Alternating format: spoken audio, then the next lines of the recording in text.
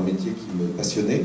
Et puis il y a 16 ans, 17 ans, 18 ans, enfin grosso modo dans cette période-là, on s'est dit qu'on pouvait et qu'on allait essayer de créer notre propre entreprise. Parce qu'effectivement, c'était la liberté assurée, bien sûr, plus de patron, c'était génial. Sauf que forcément, quand on veut réussir, on se fixe des objectifs. On essaie de faire en sorte tous les jours que notre petite entreprise fonctionne, de traverser les tempêtes et tout ce qui s'ensuit. Et quand le marketing de réseau est venu frapper à notre porte, j'ai d'abord vu dans les yeux de Chantal, non, pas à l'époque. Pas les yeux, non, mais en tout cas, pour Chantal, voilà, oui, c'est ça. Oui, c'était pour moi. C'était pour toi. Une opportunité fantastique parce que déjà à l'époque, on se demandait comment on allait pouvoir réussir cette transition entre ce métier qui nous passionne toujours autant aujourd'hui, mais qui devient de plus en plus difficile d'un point de vue concurrentiel et puis des tas de choses. Enfin, je veux dire, qui n'a jamais eu d'équipe à gérer et toutes sortes de tracasseries administratives en tout genre.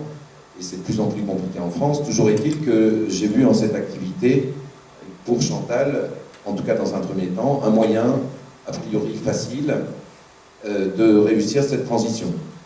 Donc, notre première expérience de ces 3 premières années nous a permis de découvrir le marketing de réseau, d'avoir un apprentissage très intéressant. Et quand Flavon a frappé à la porte, à notre porte, c'est ça ?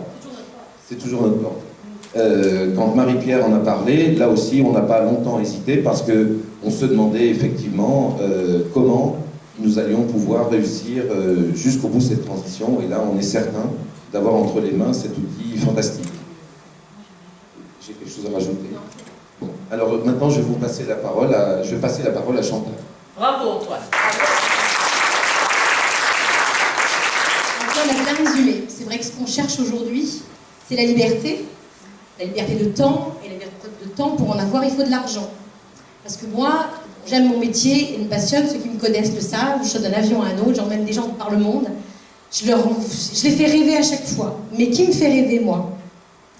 Personne, hein. Si c'était les chèques qu'ils me font à la fin du mois, mais ces chèques-là, cet argent, il va à l'URSSAF, aux impôts, aux fournisseurs, et même pas à toi, mais je sais bien, chérie, même pas à toi. Ah mais mais oui, toi tu me fais rêver. Ça, c'est le joy.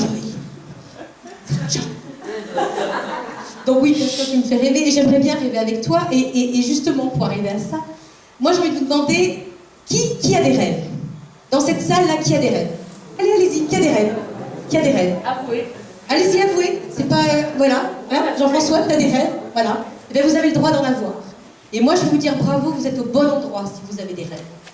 Parce que, et avec ces rêves que vous avez, Flavon est vraiment le bon véhicule. Vraiment. Et là, puisque vous avez des rêves, je vais vous raconter un de mes rêves. Alors, il est très court, mais c'est pour moi, j'en ai à court, moyen, long terme, mais celui-là est dans ma tête depuis très longtemps. Donc, je voyage beaucoup. Donc, mon rêve, c'est de pouvoir partir avec des membres de l'équipe que j'ai construit, avec qui j'ai mis des fondations, qui ont aussi avec eux des membres de l'équipe. On prend l'avion, on est en business bien sûr, sinon c'est pas drôle, hein. Voilà, on part, on prend du champagne, une coupe de champagne, on prend l'avion, et on va au soleil. Puis on va chez Martine en Guadeloupe qui nous fait un super semaine. Puis on voyage, on visite, on se balade, on boit du punch toute la semaine, et puis le vendredi on est sur le transat. Puis il faut rentrer. Et puis là je prends mon portable, je regarde, j'ai oh punaise, il fait un temps à Paris les loulous, il fait comme pourri aujourd'hui, vous voyez. Et là on se les regarde, tous, j'ai une pina colada à la main. Antoine il a... Qu'est-ce que t'as toi ? Voilà, tu ponches, Petit punch, hein, voilà. Jean-François, t'as quoi toi ? Petit punch. On est d'accord, hein ? Martine, t'as quoi toi ? On est d'accord. Et puis je les regarde et puis je dis, vous savez quoi ? On va pas rentrer. On reste une semaine de plus. Et on reste une semaine de plus. Pour moi, c'est ça la liberté. Et pour autant, on a des enfants, on a une activité. Mais cette activité, pour moi, c'est le rêve qu'elle m'a apporté. Pas vous ? Qu'est-ce que vous en pensez ? Voilà, parce que le marketing de réseau, c'est vraiment une puissance. Et moi, je le sens.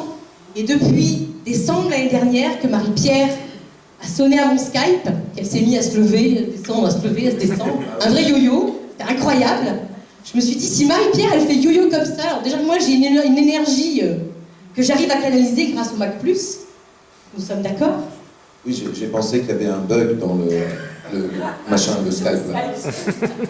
Donc si on peut arriver à avoir une telle énergie, ben, il faut surtout le véhiculer et en parler. Et je n'ai jamais autant parlé de Flavonne qu'aujourd'hui, que depuis les semaines qui viennent de passer. Alors moi, je peux dire qu'une chose, c'est que c'est Monsieur Walt Disney qui l'a dit, et on est un peu chez lui, on est à Disney. Si vous avez des rêves, suivez-les, parce qu'ils connaissent le chemin.